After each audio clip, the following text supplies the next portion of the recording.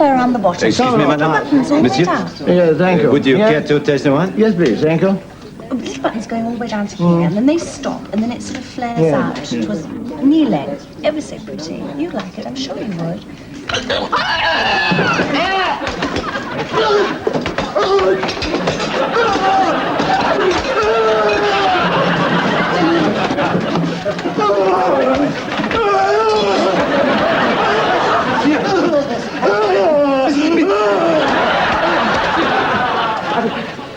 Thank you.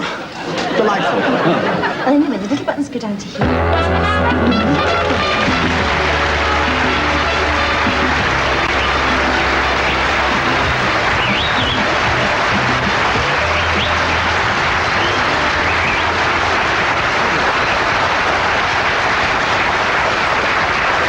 Thank you very much. That's what it does to you, that booze. Your little fellow coming out of a bar. Sneaking out of a bar, and the priest comes up to him and he said, "What are you doing? What have you been doing in that bar?" He said, I just dipped in to have a little drink there. And the priest says, "But I thought you were a teetotaler." He said, "I am, but I'm not a fanatic."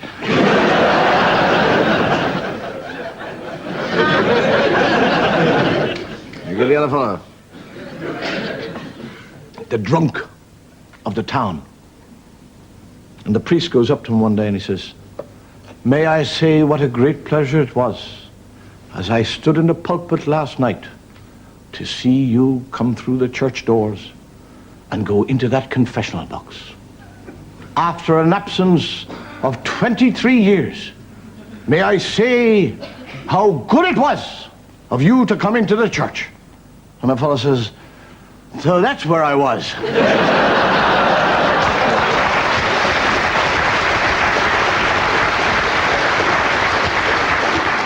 The other fellow gets drunk one night, comes home, and his wife wakes him up in the morning. She said, "You were really drunk last night." He said, "I wasn't." She said, "You were." He said, "I wasn't." She said, "You were. I sat here for a half an hour and looked at you, tried to get your trousers off." He said, "Well, that doesn't prove I was drunk." She says, "Over the top of your head?"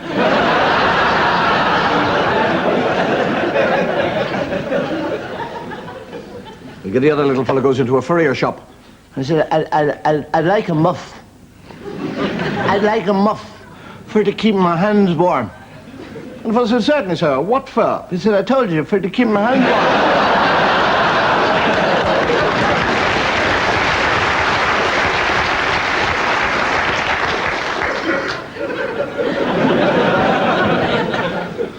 We get the two fellows coming back from a night out, very drunk, and it's pouring with rain.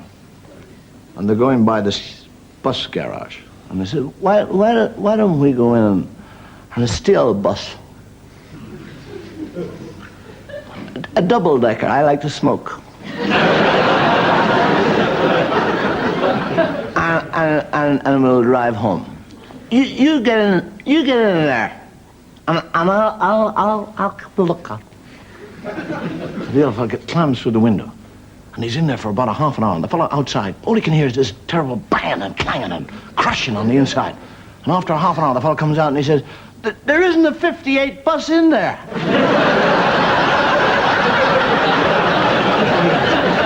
said, "Well, why didn't you take a 61 and we could have got off at the roundabout and walked?"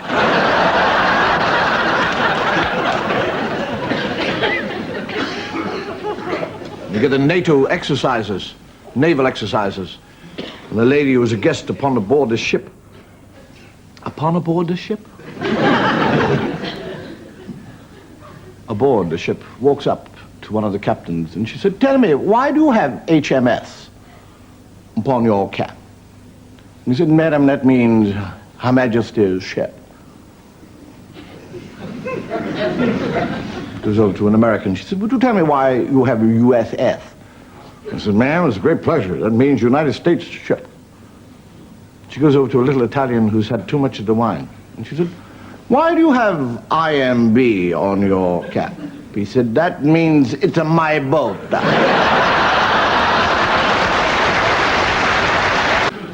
English fellow in Ireland. And doesn't understand Irish measures.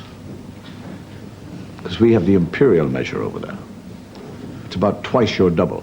And he gets into a pub one night.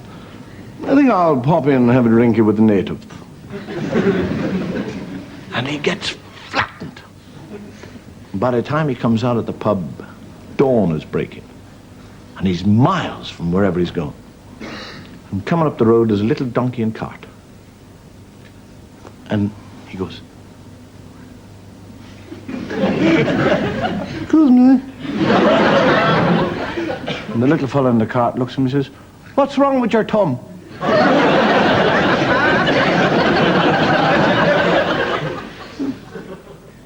"Nothing, it's a gesture." Would you give me a lift, please?" He said, "Ah, yes, get in there." He said, "Where are you off to?" He said, I'm going to the market with the pig." So they're jogging along there.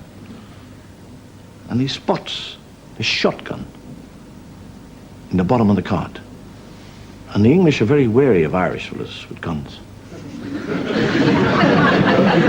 He said, "Well, why did you have the gun down there?" And he said, well, you see, when I'm driving to the market in the early morning, you'll see pheasant and partridges and hares and rabbits, and I just pick it up and shoot them and take it home for dinner. Very simple. And just then, a truck comes around the corner, goes, boom, right into the donkey and cart, and carries off. And the little farmer picks himself up at the ground and he looks at his donkey that's lying there with a broken leg. And he goes, "Oh, God, there, Neddy. Look at me little donkey with his broken leg. I'll have to put you out of your misery." And he picks up the shotgun, boom, looks at the pig, which is lying there with blood pouring out of the nostrils. And he goes, "I'd never get a penny for that at the market." Boom. Looks at the Englishman who's lying in the ditch. Broken leg, broken arm, sliced across the head. He said, "Are you all right?" He said, "I've never felt better in my life."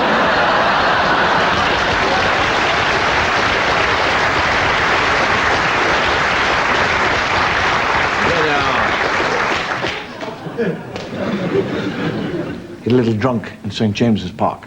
I don't mean you get a little drunk. I mean there's a little drunk. And he's looking at the duckies.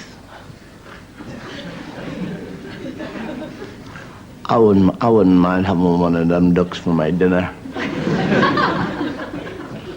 If I get a big stick and I bang one of them ducks on the head, I'm going to take them home and eat them. And there's one little duck sitting by himself, out of the water, nodding.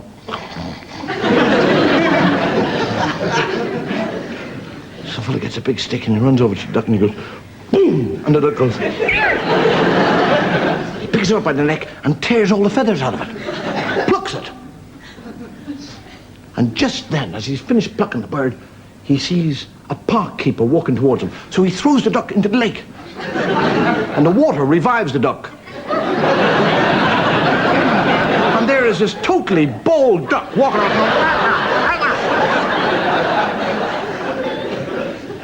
And the park keeper comes up and says, "What are you doing?" He says, I'm sitting here. I'm sitting here looking at the duckies in the water. Going quacky, quacky, quacky. He said, "You are trying to steal one of our ducks." I'm not trying to steal a ducky. He said, "There was a bald duck in the water. And there's all these feathers around you." Explain that. He said, well, I was just sitting here having a talk with the ducky. And he said he'd like to go for a swim. And I said, okay, I'll mind your clothes, by the way.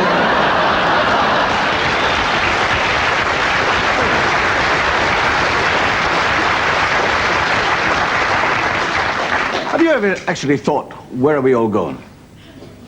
I don't mean the afterlife. I know where I'm going. I mean now. This very moment. Where are we all going? We're all going around in ever-diminishing circles. Faster and faster and faster. And getting nowhere. We have cars which can zoom along at 70 miles an hour. Along roads which bypass every beauty spot. And we arrive at our destination and we have saved 30 minutes. And what do we do with the 30 minutes we saved? We spend it telling people how much time we saved on the way up.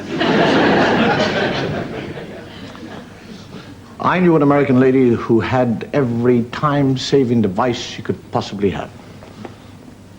Washing machines, cookers, waste disposal, even a toothbrush. Electric toothbrush. And she was 73 years of age. And she reckoned that she had saved so much time in her life she was only 41. And I said to one day, I said, what do you do with all this time you have saved? And she said, I sit here and go out of my mind with boredom. So what I'm trying to say, if you have time, don't waste it. Time is precious. Use time at every opportunity. And if the opportunity is not there, create it.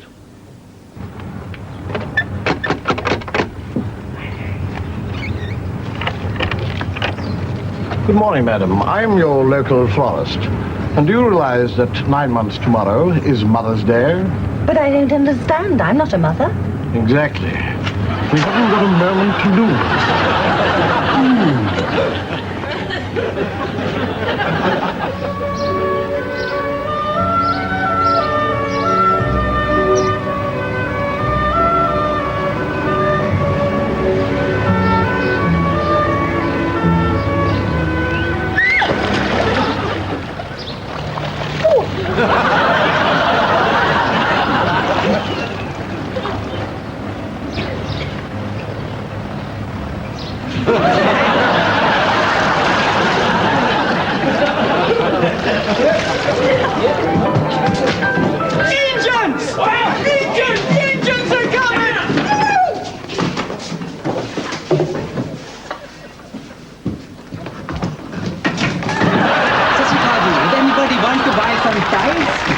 Indian sarees.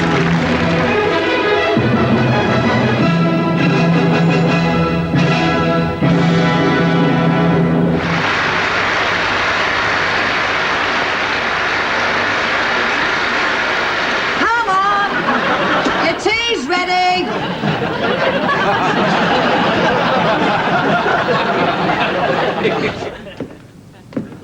I have kept my promise, Salome. I give you the head of John the Baptist. Now you must carry out your part of the bargain. As I promised, for the head of John the Baptist, I will dance the dance of the 7 veils.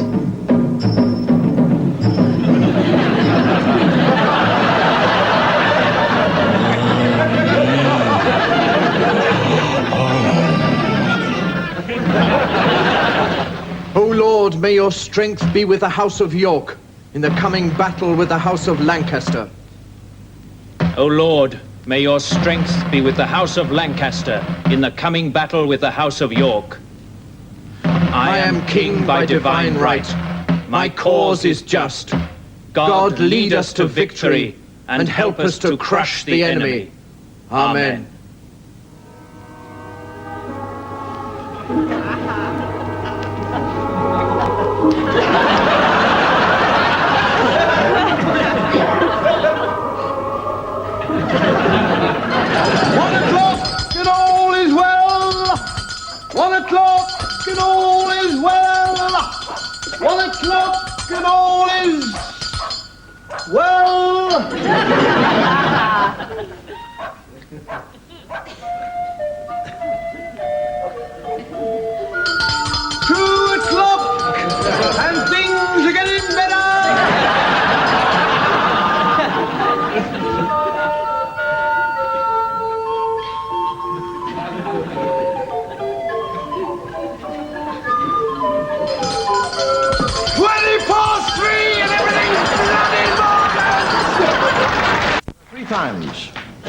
Three times in our lives that we are sure to go to church.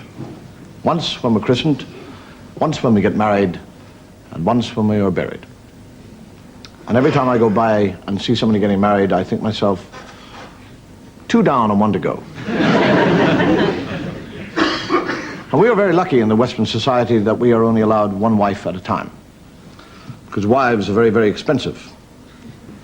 Arab Muslims are allowed anything up to 4 wives at a time. Are you surprised at the cost of oil? And Solomon had 10,000 wives. He must have been out of his mind. Can you imagine the din at the breakfast table in the morning? By the time he said good morning to everything and every one of them, it was tomorrow night. And if you consider that a little bit further, when he made love to the first one, and then he made love to the second one, and the third one, and the fourth one, and he reached the 10,000th one, and he got back to the first one, she was 28 years older. And he'd say, who are you? We tend to scoff at marriage. But marriage, to the highest and to the lowest people in the land, is the one day that they will always remember in their lives. Or if you look at the other side of the coin, it's the one day of their lives that they will never forget.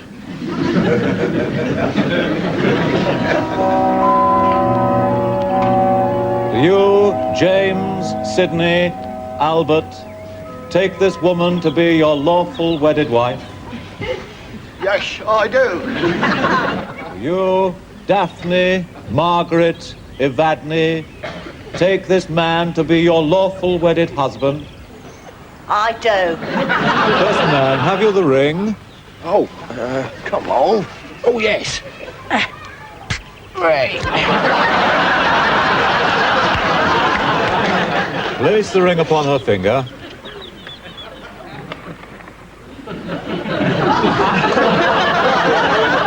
I now pronounce you man and wife. You may kiss the bride.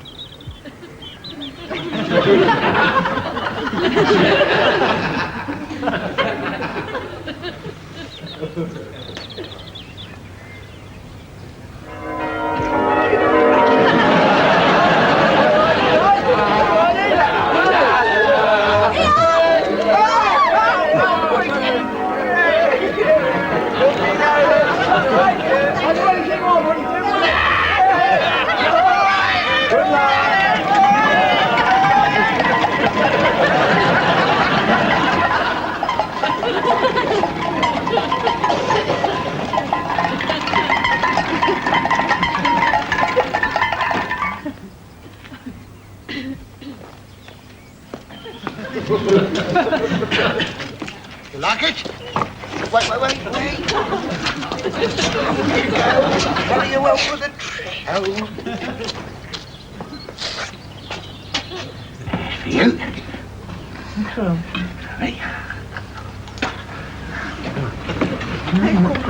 Nice?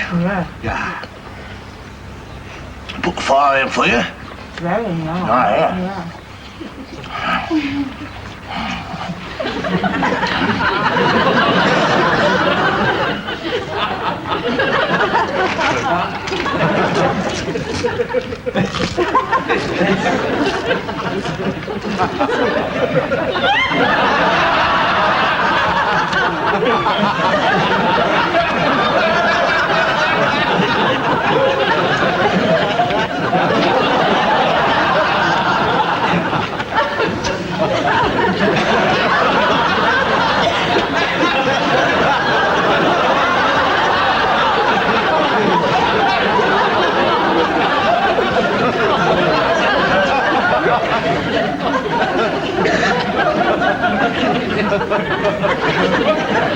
Here, look.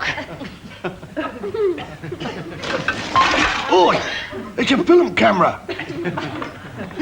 You get out of here. Come here, darling.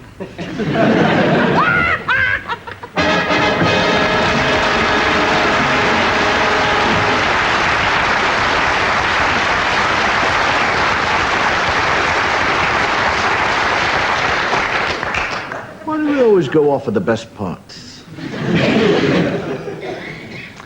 You little Irish lady in the north of Ireland. Because they speak like that in the north of Ireland.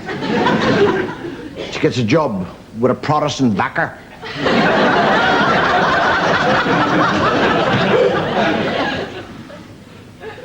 And she's always saying, yes, sir, I'll do the dishes for you.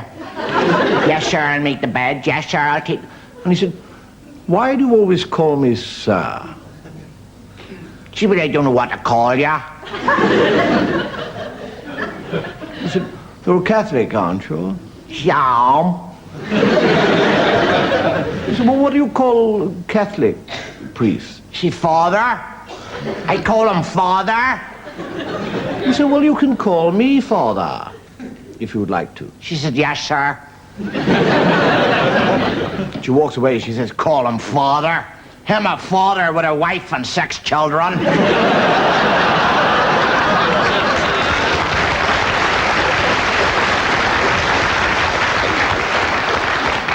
You get the miner walking down the road, and the priest goes up to him and he says, I haven't seen you in the church for a while. He said, I was thinking that, Father, I haven't seen you down the mine.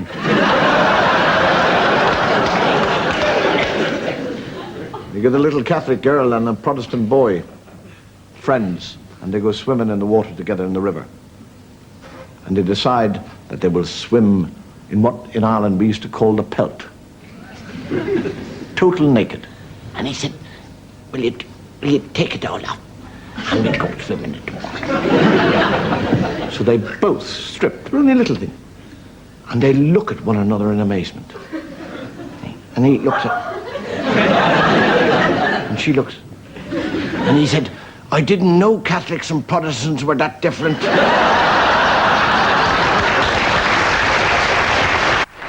You get the 2 fathers-in-law who are great friends. One son has married the other's daughter. And he's saying, hey, Sean, your daughter married my son 5 years ago. He said, that's right. They've been married for 5 years and they've got no children. Do you think it's hereditary?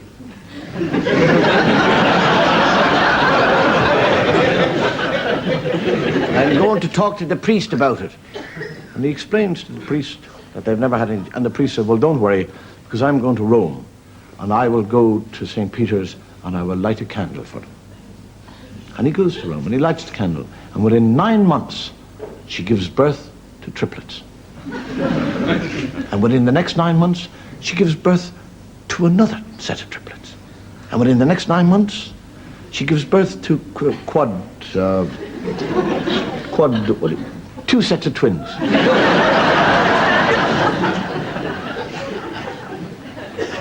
And after the 4 of them are sitting in the bed with her, and the other 6 are looking at her, she looks at her husband and she says, for God's sake, will you go to Rome and blow out that candle?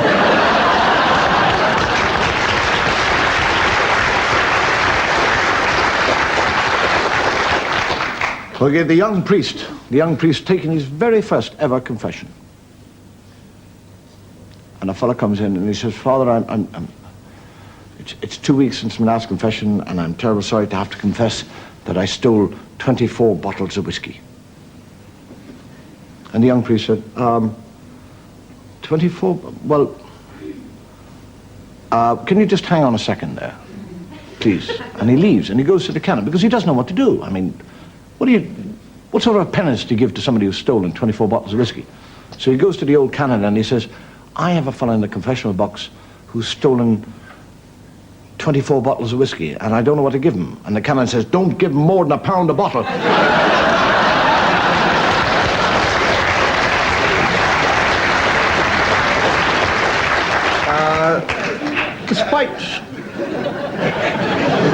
Despite what I said, I do think that people are much more tolerant towards religion than they were, say, last week.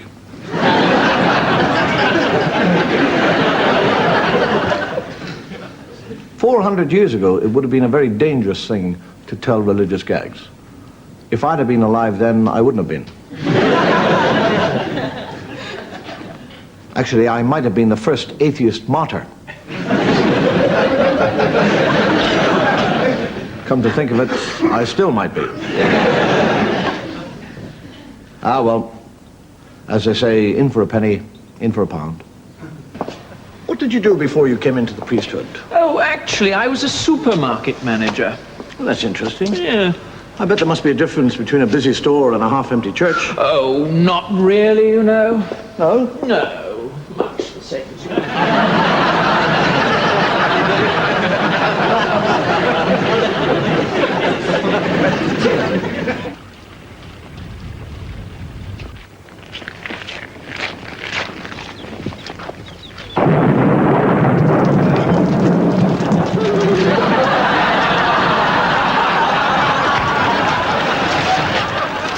Naughty thoughts, brother.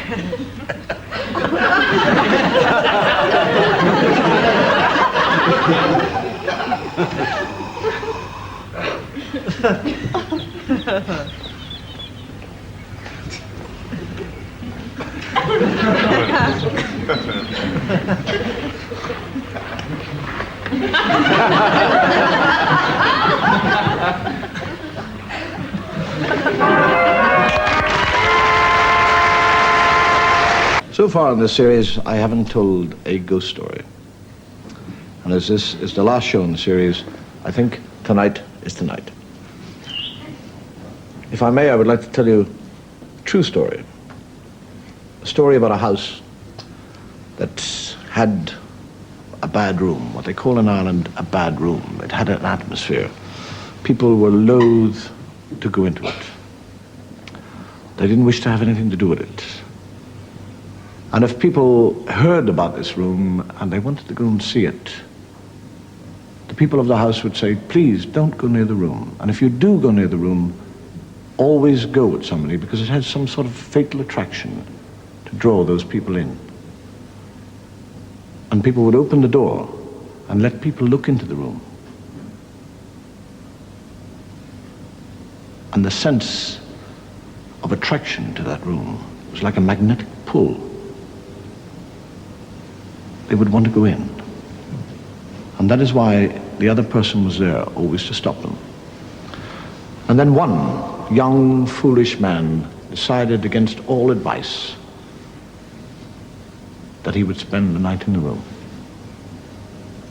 And people pleaded with him, scolded him, shouted at him, screamed with him, fought with him. And he said, no, I will spend the night in the room to rid us all of this superstitious rubbish. And he went in to that room. And the door, without any human being touching, closed behind him.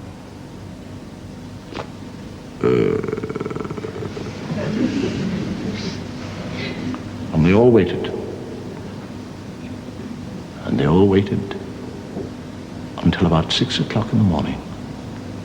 And from that room, there was the most horrendous, soul-destroying scream. And they all rushed up to the room, and they opened the door, and there was nothing there at all. No sign of the young man, except a pungent smell of animal and brimstone mixed together. And lying on the floor was a shoe. That's all, nothing more. And the story was printed in the paper and people came to hear about it.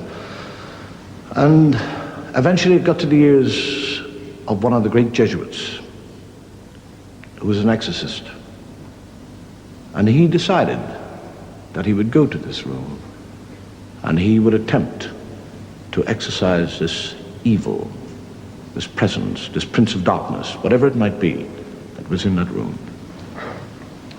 And again the people pleaded. They said no, and he said, no, I shall do it. But if by chance something happens to me in this room. If the pattern is the same, one of my shoes will remain in that room. And whatever happens, whatever is the secret of the evil of that room, I will write that upon my shoe. And if I am not there, look to my shoe, because the answer to this puzzle will be upon the shoe.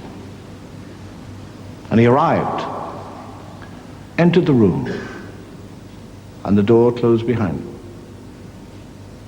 And the people sat downstairs by a fire, and they waited. And the clock, this large grandfather clock, ticked away the time, quietly. And from upstairs they could hear the priest praying. They could smell the incense. And at about 4:30 in the morning, they looked at the dog who was asleep by the fire. And in his sleep, he had begun to growl. And as they looked at him, the hackles on the back of the dog began to rise. And he gave out the most baleful of hound-like howls.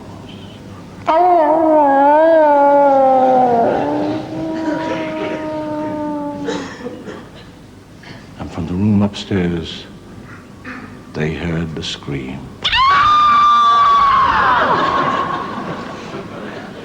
And they ran up with lights, with crosses, with crucifixes, with holy water.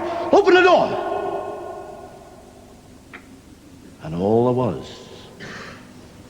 was this pungent smell and a shoe.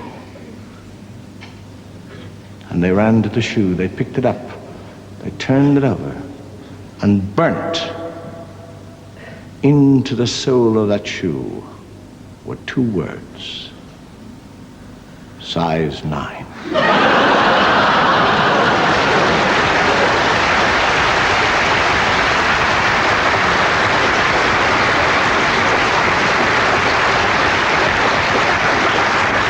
You might remember in one of the earlier shows we did a sketch regarding King Arthur and his stone. Now, all professional artists make mistakes. The only difference is that our mistakes are put down on a piece of tape or film. And we don't normally make many mistakes, but in this particular sketch, we made quite a few. And I thought it made us laugh, so just by chance it might make you laugh. So here it is. Running. 327, take 2.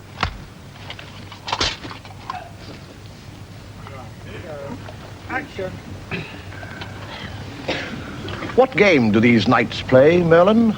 'Tis no game, Arthur. 'Tis the legend. Legend? Aye. 'Tis said he who, I'm sorry. 327, take 3.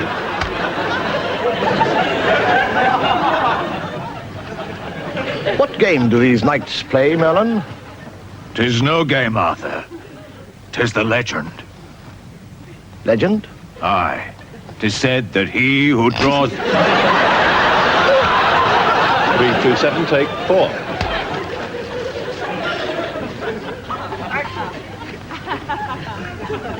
What game do these knights play, Merlin? 'Tis no game, Arthur. 'Tis the legend. Legend? Aye. 'Tis said that he who draws the stork... We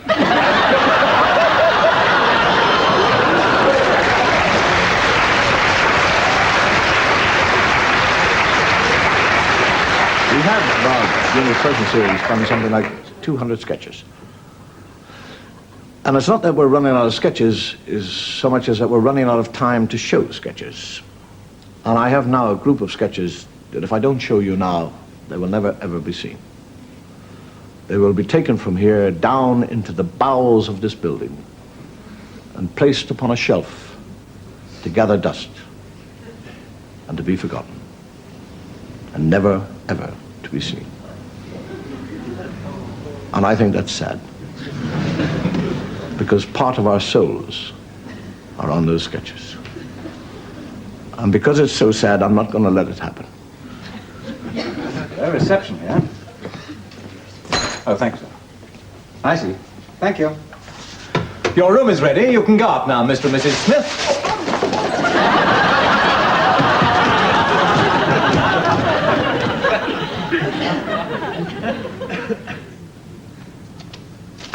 That's it. Gotta get out of here. That's it. Help! Help! Help!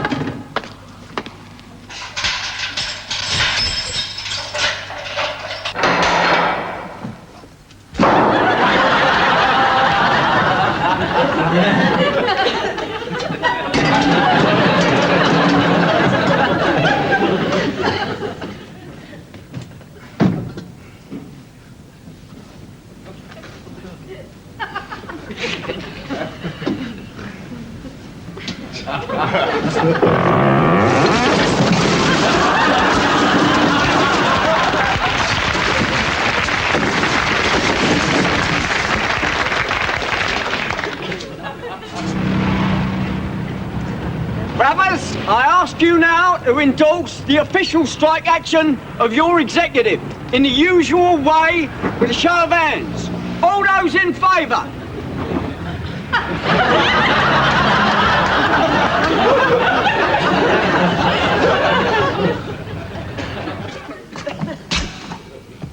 It's gonna work. It's gonna work. Help!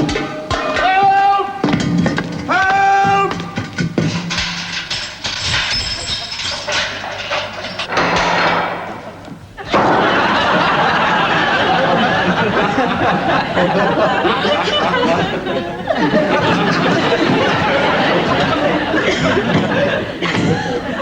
Corporal Nosh, you're charged with cowardice, deserting your post, and turning your back on the Indians. What do you have to say? I am not guilty, sir. I am not a coward, and I never turn my back on the Indians. There'll have to be an inquiry into this, Corporal. You're dismissed. Fall out. Sir.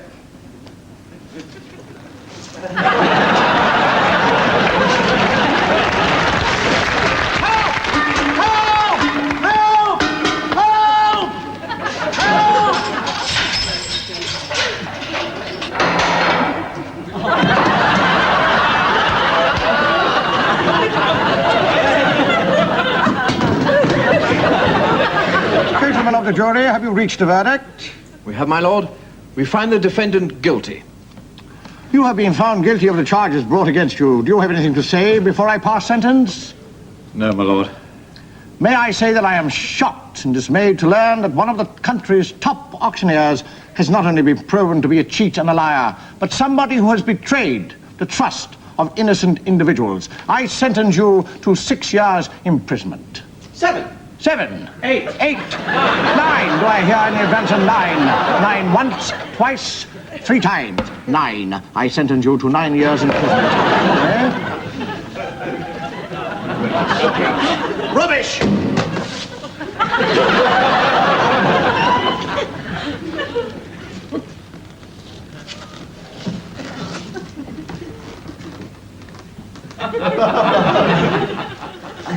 I'm free!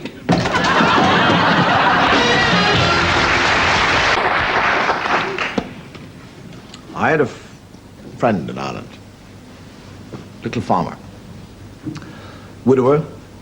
All his children had spread themselves across the world, and he was quite happy to farm this little bit of land he had and make poteen, a little still in the barn. And he used to make his little drop of poteen. You know what a poteen is? Illicit whiskey. Ishkaba, the water of life. And then one day he got a telegram from one of his daughters which said, "Daddy, I'm coming home and I'm bringing me new husband with me." And the new husband was an amateur ventriloquist. So he goes and he meets them at the station in the horse and cart and they're jogging along. And she turns to her husband, she says, "Do a little bit of that ventriloquism for the father. He's never seen it." And there's a big cow leaning over the fence. And the ventriloquist looks at the cow and says, "Good morning, cow." Throws his voice and the cow says, "Good morning, ma." And the father said, "Did you see that? big moo cow spook. And the ventriloquist looks at the cow and he said, what do you do for man, cow? Throws his voice, and the cow says, I give milk, butter, cheese, eat the grass, give birth to little cows. I'm a very handy cow. And the ventriloquist said, you are indeed. Bye, cow, throws his voice, and the cow says, goodbye, man. And they go off down the road a little bit further. And she says, do it again. The father's not convinced that the animals can talk. And there's a big pig leaning over the fence. That's all the animals do in Ireland all day, is lean over the fence.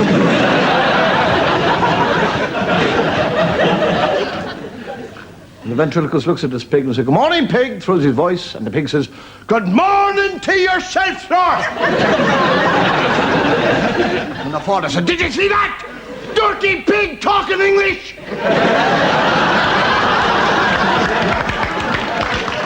And the ventriloquist said, he said, what do you do for man, pig? Throws his voice, and the pig says, I give ham, bacon, pork, eat all the garbage, give birth to little pigs. I am the handiest, dirtiest pig in the whole of Ireland. And the ventriloquist looks at his pig and he says, goodbye, pig. Throws his voice, and the pig says, goodbye to yourself, sir. And an hour later, the three of them are sitting in the house. The farmer, his daughter, and his son-in-law, having a cup of tea. And the father looks at the son-in-law and he says, what sort of a job have you got? And he said, I'm in the customs and excise.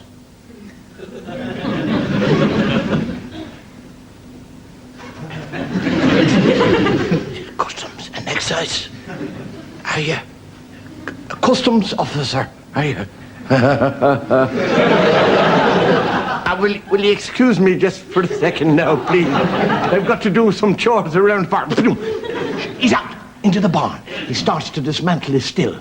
He digs a big hole in the floor of the barn. He's sticking all the illicit whiskey in there. And he's covering all over. And he looks up, and there's a hen looking at him. And he says, you tell your man about that and I'll cut your throat.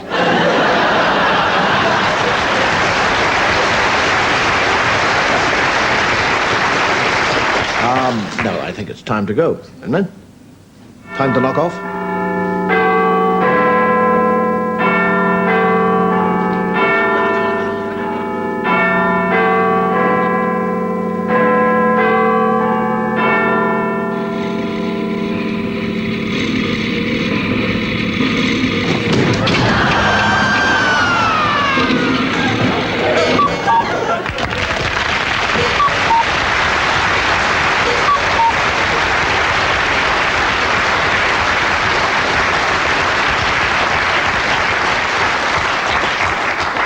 Long way down. Thank you, good night. May your God go with you.